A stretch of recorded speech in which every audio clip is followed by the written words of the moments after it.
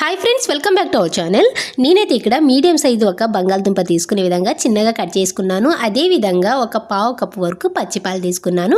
ఇక్కడ ఒక చిన్న వీడియో క్లిప్ అయితే మిస్ అయిపోయింది. నేనైతే ఈ విధంగా రెండింటిని కూడా తీసేసుకుని ఒక మిక్సీ జార్లో వేసుకునే విధంగా మెత్తటి పేస్ట్ లాగా గ్రైండ్ చేసేసుకుని ఒక బౌల్లో వేసుకుంటున్నాను. వేసుకున్నాక ఇప్పుడు ఇందులోకి ఒక 2 స్పూన్ల వరకు శనగపిండి వేసుకోవాలి. నెక్స్ట్ ఇందులోకి ఒక బురు ప్యాకెట్ అయితే వేసుకుంటున్నాను. కాఫీ పౌడర్ ఒక 2 రూపీస్ ప్యాకెట్ మొత్తం వేసేసుకుంటున్నాను. ఇంకా కావాలంటే ఇందులోకి చిటికెడు పసుపు కూడా వేసుకోవచ్చు. వేసుకున్న తర్వాత ఇప్పుడు ఇందులో ఉన్న లమ్స్ అనేవి ఎక్కడా కూడా లేకుండా బాగా కలుపుకోవాలి. ఇలా కలుపుకునేటప్పుడు ఇది కొంచెం లమ్స్ లాగా ఫామ్ అవుతుంది. అదంతా కూడా బ్రేక్ అయ్యే విధంగా బాగా మిక్స్ చేసుకోవాలి. ఇలా కలిపేటప్పుడు కొంచెం పలచగా అయింది అనుకోండి, ఇంకా కొద్దిగా శనగపిండినైనా యాడ్ చేసుకోవచ్చు. ఈ విధంగా కన్సిస్టెన్సీ అనేది కొంచెం థిక్ కన్సిస్టెన్సీ రావాలన్నమాట. అంతవరకు కరెక్ట్గా మిక్స్ చేసేసుకోవాలి. ఇదైతే చాలా మంచి రిజల్ట్ అయితే ఉంటుంది. నార్మల్గా బంగాళదుంపలో స్టార్చ్ ఉండడం వల్ల స్కిన్కి అయితే చాలా చక్కగా పనిచేస్తుంది. అదేవిధంగా పాలు అలాగే శనగపిండి మూడింటి కాంబినేషన్ అయితే ఎక్సలెంట్ అనమాట. ఎంత నల్లగున్న చర్మం అయినా సరే కంపల్సరీ మెరవాల్సిందే. నేను చెప్పినట్టుగానే కంపల్సరీ ఒక వారం రోజుల పాటు కంటిన్యూస్గా అప్లై చేసి చూడండి. దీని రిజల్ట్ ఏంటనేది మీకే తెలుస్తుంది.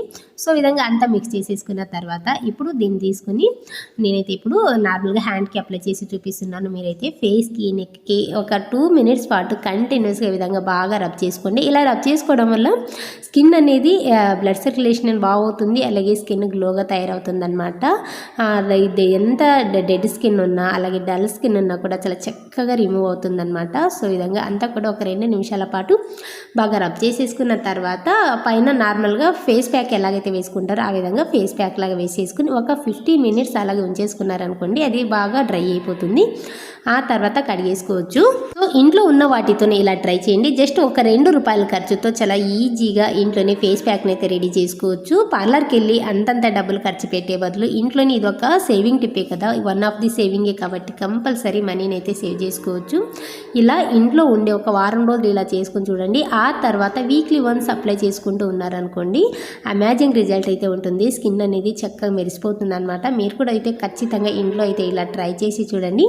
నేనైతే ఇక్కడ ఒక 15 మినిట్స్ పెట్టుకున్నాను, అంతకన్నా ఎక్కువ పెట్టుకోలేదు. 15 మినిట్స్ అయిన తర్వాత ఇది కొంచెం డ్రై అవ్వాలన్నమాట. డ్రై అయ్యాక చూపిస్తున్నాను చూడండి. నార్మల్గా మీకు వీడియోలో ఇలా కనిపిస్తుంది, కానీ రియల్గా అయితే మంచి గ్లోయింగ్గా కనిపిస్తుంది అనమాట. ఇందులో కొంచెం బ్లర్గానే కనిపిస్తుంది. చూస్తున్నారు కదా ఎంత మంచి రిజల్ట్ ఉందో. ఈ టిప్ యూస్ఫుల్ అనిపిస్తే మాత్రం ప్లీజ్ ఒక చిన్న లైక్ చేయండి. ఇంకా నెక్స్ట్ వచ్చేసి శారీ ఫోల్డింగ్ అనేది బిగినర్స్కి అయితే చాలా చక్కగా యూజ్ అవుతుంది అనమాట. చాలామందికి శారీ ఫోల్డింగ్ అంటేనే సరిగ్గా సెట్ అవ్వట్లేదు అని చెప్పేసి అనుకుంటుంటారు కదా. ఈ టిప్తో ఒకసారి ట్రై చేసి చూడండి.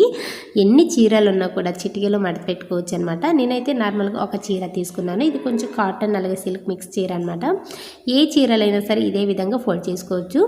దీనికైతే నేను సపోర్ట్గా ఈ విధంగా అట్లకాడని అయితే తీసుకున్నాను. స్టీల్ అట్లకాడ తీసేసుకున్న తర్వాత స్టార్టింగ్ కొంచెం ఇలా ఉంటుంది కదా, అది కొంచెం ఇలా ఫోల్డ్ చేసేసుకోండి. ఫోల్డ్ చేసేసుకున్న తర్వాత హోల్ ఉంటుంది కదా, హోల్ లోపల పెట్టేసుకోవాలన్నమాట. సో ఈ విధంగా జారిపోకుండా ఉంటుంది మనం ఫోల్డ్ చేసేటప్పుడు. అందుకని చెప్పేసి ఈ విధంగా హోల్లో తీసేసుకున్నాక ఇప్పుడు ఈ వీడియో క్లిప్లో చూపిస్తున్న విధంగా కరెక్ట్గా ఇలా ఫోల్డ్ చేసేసుకోవాలి. ఇలా సపోర్ట్ ఉంటుంది కాబట్టి అది జారకుండా ఉంటుందన్నమాట. కరెక్ట్ ఈ విధంగా పెట్టేసుకుని ఇలా చుట్టుకుంటూ పోవాలన్నమాట.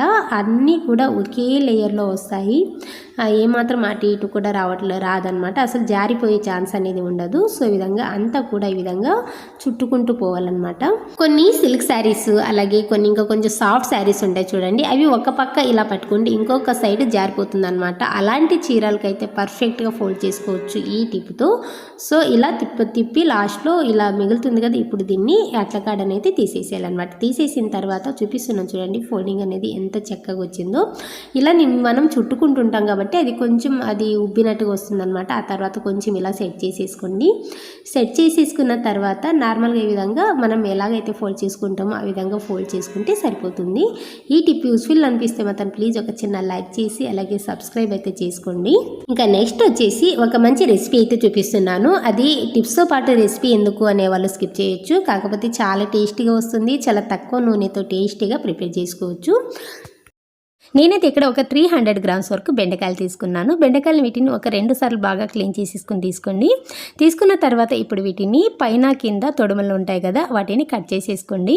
ఈ బెండకాయలు లేత బెండకాయలతో చేసుకోండి, టేస్ట్ అనేది ఇంకా బాగుంటుంది. ఇవి కొంచెం పెద్దగానే ఉన్నాయి, అందుకని చెప్పేసి ఈ విధంగా పైన కింద అంతా కూడా కట్ చేసేసి కరెక్ట్ మధ్యలో కట్ చేసుకుంటున్నాను. ఇదే విధంగా అన్నిటిని కూడా కట్ చేసేసుకోండి.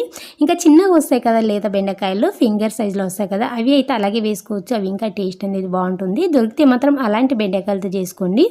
నేనైతే ఇక్కడ కొంచెం పెద్దగా ఉన్నాయి కాబట్టి అందుకని ఇలా మధ్యలో ఇలా కట్ చేసుకుంటున్నాను. ఇలా ఘాట్స్ పెట్టుకోవడం వల్ల ఏంటంటే చప్పగా రాకుండా మసాలా అనేది లోపల వరకు కూడా చక్కగా పడుతుందన్నమాట. అందుకని చెప్పేసి ఈ విధంగా ఘాట్స్ పెట్టేసుకోండి అన్నిటిని కూడా. సో ఈ విధంగా అన్నిటిని కూడా కట్ చేసేసుకుని పక్కన పెట్టుకోండి. ఇప్పుడు ఒక ఇడ్లీ ప్లేట్లు అయితే తీసుకోండి. ఇడ్లీ ప్లేట్ తీసుకుని అందులో వేసేసుకోండి. ఇలా చేసుకోవడం వల్ల ఏంటంటే తక్కువ ఆయిల్లో చేసుకోవచ్చు, అలాగే జిగురు అనేది కొంచెం తక్కువగా వస్తుందన్నమాట. సో ఈ విధంగా అన్నిటిని కూడా ఇలా పెట్టేసుకోండి. నాకైతే ఒక 2 ప్లేట్లకు సరిపోయినాయి ఇవి. ఇప్పుడు స్టవ్ మీద ఒక కుక్కర్ పెట్టుకోండి, ఇడ్లీ కుక్కర్. అందులోకి కొద్దిగా వాటర్ని యాడ్ చేసుకుని, వాటర్ కొంచెం హీట్ అయిన తర్వాత అందులో పెట్టేసుకుని జస్ట్ ఒక 3 మినిట్స్ స్టీమ్ చేసుకుంటే సరిపోతుంది, అంతకన్నా ఎక్కువ వద్దు.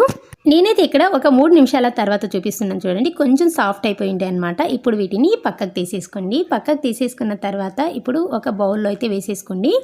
అన్నిటిని కూడా వేసేసుకున్న తర్వాత ఇప్పుడు దీన్ని లైట్ మ్యారినేషన్ అయితే చేసుకోవాలి. ఇప్పుడు ఇందులోకి ఒక 2 స్పూన్ల వరకు శనగపిండి, కొద్దిగా ఉప్పు, కొద్దిగా కారం, అలాగే కొద్దిగా పసుపు వేసుకోండి.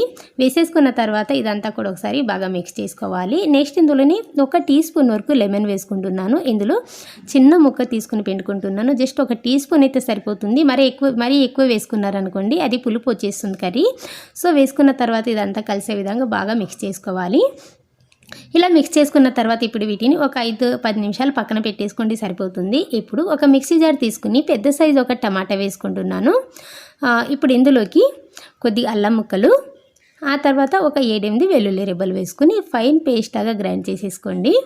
సో ఈ విధంగా మెత్తటి పేస్ట్ లాగా గ్రైండ్ చేసేసుకుని పక్కన పెట్టేసుకోండి. ఆ తర్వాత ఒక బౌల్లోకి ఒక 3 స్పూన్ల వరకు పెరుగు వేసుకున్నాను. అందులోకి 1.5 స్పూన్ వరకు కారం, 1 టీ స్పూన్ ధనియాల పొడి, 1/2 టీ స్పూన్ పసుపు, రుచికి సరిపడా సాల్ట్, ఒక 1/2 టీ స్పూన్ జీలకర్ర పొడి, ఒక 1/2 టీ స్పూన్ గరం మసాలా వేసుకోవాలి. వేసుకున్న తర్వాత ఇదంతా కలిసే విధంగా బాగా మిక్స్ చేసుకోవాలి. ఇలా అంతా ముందుగానే మిక్స్ చేసుకుని పెట్టుకున్నారనుకోండి కర్రీని ఫాస్ట్గా చేసేసుకోవచ్చు, లేట్ అయితే ఇవ్వదు. జస్ట్ ఒక 5-10 నిమిషాల్లో కర్రీని అయితే చేసేసుకోవచ్చు. ఇప్పుడు స్టవ్ మీద ఒక ప్యాన్ పెట్టుకుని అందులోకి 1.5 స్పూన్ వరకు ఆయిల్ వేసుకుంటున్నాను పెద్ద స్పూన్తో. ఆయిల్ కాస్త హీట్ అయిన తర్వాత సన్నగా తరిగిన ఉల్లిపాయ పెద్ద సైజు 1 వేసుకున్నాను. వేసుకున్న తర్వాత వీటిని కొంచెం లైట్గా వేయించుకోవాలి, మరీ ఎక్కువ వేయించాల్సిన అవసరం లేదు. సో ఈ విధంగా లైట్గా ట్రాన్స్పరెంట్గా అయితే సరిపోతుంది. నెక్స్ట్ ఇందులోకి గ్రైండ్ చేసుకున్న టమాటా ప్యూరీ వేసుకోండి.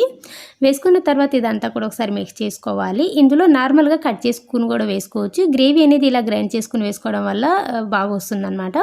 ఇప్పుడు మూత పెట్టేసి టమాటా బాగా మగ్గి టమాటాలో నుంచి ఆయిల్ అనేది సపరేట్ అయ్యేంత వరకు సో ఈ విధంగా మగ్గించుకోవాలి. వన్స్ ఈ విధంగా ఆయిల్ అనేది రిలీజ్ అయిన తర్వాత ఇదంతా కూడా ఒకసారి కలిపేసుకుని ఇందులోకి ముందుగా గ్రైండ్ చేసుకున్న మసాలా కూడా వేసుకోండి. పెరుగు మసాలా వేసేసుకున్న తర్వాత మంటని లో ఫ్లేమ్లో పెట్టుకుని ఇదంతా కూడా కలుపుకుంటూ ఉడికించుకోవాలి.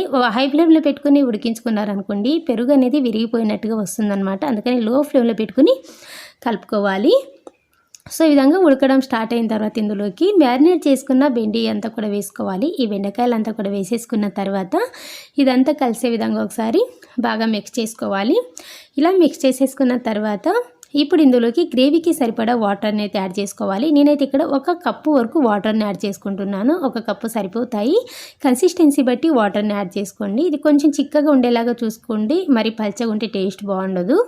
ఆ తర్వాత దీనికి మూత పెట్టేసి ఒక 8 నిమిషాల పాటు లో ఫ్లేమ్లో ఇలా ఉడికించుకున్నారనుకోండి కర్రీ అనేది రెడీ అయిపోతుంది. చూస్తున్నారు కదా ఆయిల్ అనేది ఇలా సపరేట్ అయిందంటే కర్రీ అనేది రెడీ అయిపోయిందనమాట. నేనైతే కొంచెం ఆయిల్ తక్కువగానే వేసుకున్నాను. ఇంకా కొంచెం ఆయిల్ ఎక్కువగా పేరుకోవాలి, కలర్ఫుల్గా కనిపించాలంటే ఇంకా కొద్దిగా కూడా వేసుకోవచ్చు. సో లాస్ట్లో సన్నగా తరిగిన కొత్తిమీర వేసుకుని అంతా కూడా ఒకసారి బాగా మిక్స్ చేసేసుకుని ఇప్పుడు దీన్ని వేడివేడి అన్నంలోకి కానీ లేదా చపాతీలోకి కానీ సర్వ్ చేసుకోండి, చాలా టేస్టీగా ఉంటుంది. నాకైతే చపాతీలో కన్నా కూడా రైస్లోకి అయితే చాలా బాగుంది. ఈ రెసిపీ నచ్చితే మాత్రం మీరు కూడా ఒకసారి ట్రై చేయండి. ట్రై చేసి ఎలా అనిపించిందో ప్లీజ్ ఒక లైక్ చేసి అలాగే కామెంట్ చేయండి.